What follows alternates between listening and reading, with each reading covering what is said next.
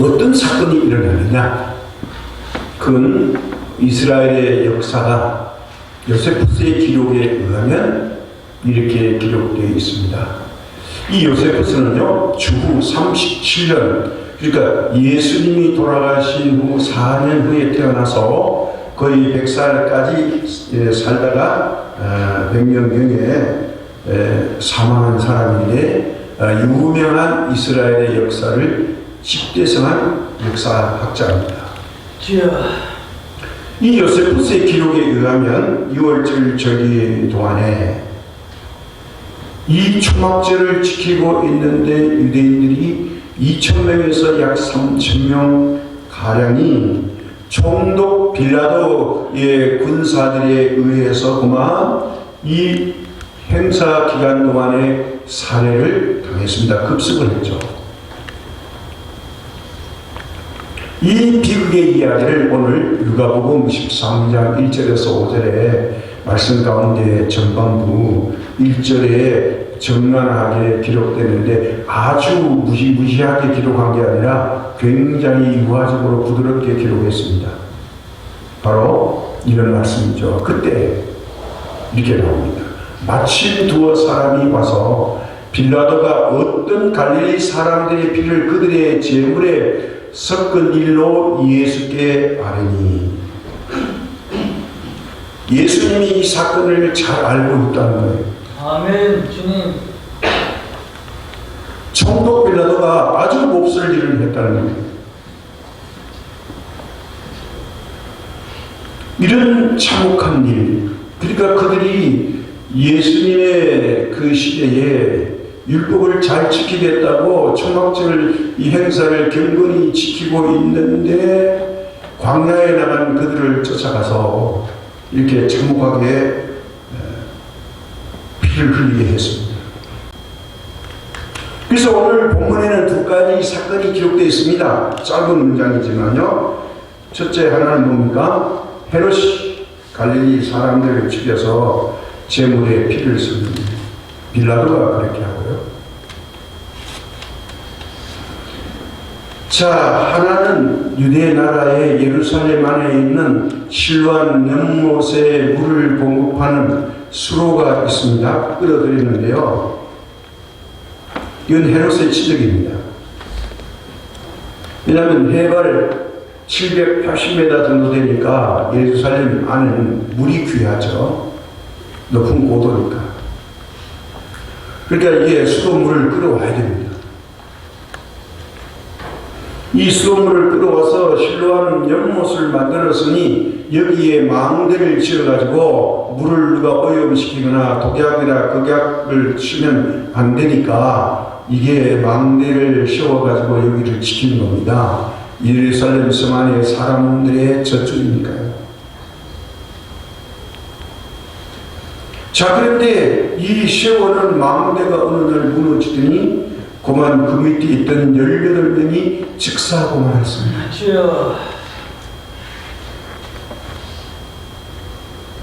그런데 오늘 1절에서 5절에 보니까 이 두 사건에 대한 예수님의 말씀이 있습니다.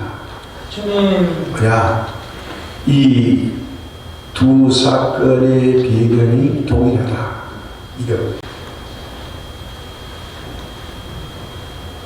만약에 이 사건이 오늘 현실에서 우리나라에서 일어났다면 신문에서, 인터넷에서, TV에서 대서특필하고 지금 이태원 사건과 같이 아마 계속해서 이 이야기가 보도될 겁니다. 18명이 망대가 무너져서 죽었다. 자, 이렇게 되면 어떻게 합니까? 여러 가지 분석의 이유를 가지고 사람들이 달려들겠죠. 아마도 부실공사의 덕이다. 아니야.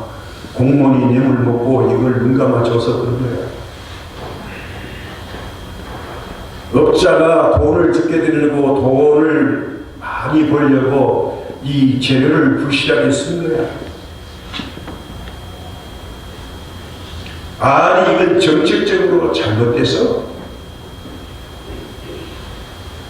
그리고 허물어진 것 알았으면 이제 당국에서 사람이 접근하지 못하도록 하든지 그보다 더 위하면 보수공사를 빨리 했어야지 왜 그대로 놔뒀냐? 주여. 이렇게 행정당국의 책임을 추궁할 수도 있습니다. 그게 아니면 허술하게 위험한 장대 밑에는 왜 그러면 가서 놀았냐? 부주의에서 죽었으니 이건 인재고 이건 거기에 간 사람, 죽은 사람의 잘못이다.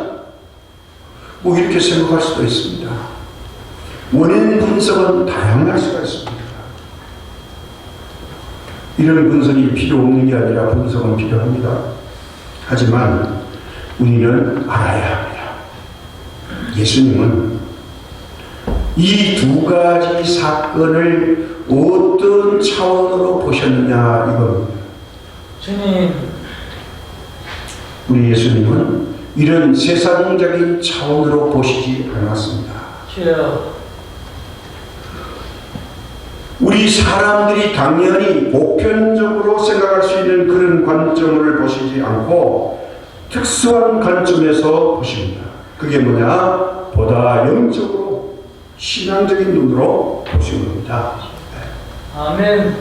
현실을 부정한 게 아닙니다. 예수님의 말씀을 들어보면 동일한 답이 나옵니다.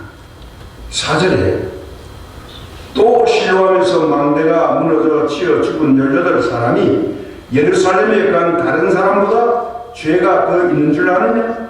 너희에게 이르노니 아니라 너희도 만일 회개하지 아니하면 다 이와 같이 망하리라. 아멘. 이제 광야에 나가서 경건하게 살려가다가 살해당한 2,000~3,000명 이 사람들 보다도 똑같답니다. 그래서 이 죽은 사람에 대해서 평가하지 말라. 예수님의 말씀 가운데는 3가지 원리가 있습니다. 그게 뭐냐? 첫째, 죄와 관련을 시켰습니다. 아멘. 일어나고 있는 끔찍한 사건들이 죄와 관련이 있다는 겁니다. 죄 때문에 이런 일이 일어났다. 죽은 사람들이 죄 있다는 말씀이 아닙니다. 둘째는 죄에 대한 하나님의 심판으로 보신 겁니다. 죄로 인해 하나님의 심판을 받았다는 거죠. 아멘. 세 번째는 하나님의 경고가 있다는 거예요. 여기에 우리가 주목해야 합니다. 자, 죽은 사람은 마땅히 그럴 짓을 했겠지. 그렇게 하면 안 된다는 거예요.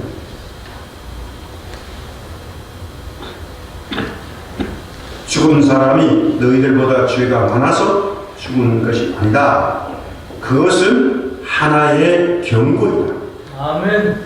너희도 회개하지 아니하면 다 이와 같이 아니라. 주님. 2절에도 그랬고 5절에도 그럽니다. 여기에서 뭘 우리가 깨달아야 할까요? 이 경고는 깊이 생각하면 죄와 심판 가운데 주어지는 하나님의 은혜가 있다는 겁니다. 아멘. 그렇지 않습니까? 너희들도 당연히 이 사람들과 똑같은 죄인인데 죽어 마땅하지만 그러나 이렇게 죽을 수도 있으니 경고로 알고 이 현실을 받아들이라. 아멘. 주님. 이 사건을 보고 깨닫게 되기를 원한다는 말씀입니다. 아멘. 바른 믿음 갖고 있어야 됩니다. 이 경고 가운데 하나님의 구원이 있고 하나님의 은혜가 있고 하나님의 약속이 있습니다. 아멘. 믿음으로 산 사람은 이제 죽음이 와도 이 죽음 이후에 하나님의 나라에 들어갈 수 있다. 아멘. 주님. 그런데 같이 한 장소에서 죽음을 맞이했는데 믿음이 없는 사람은 하나님의 나라에 들어가지 못한다.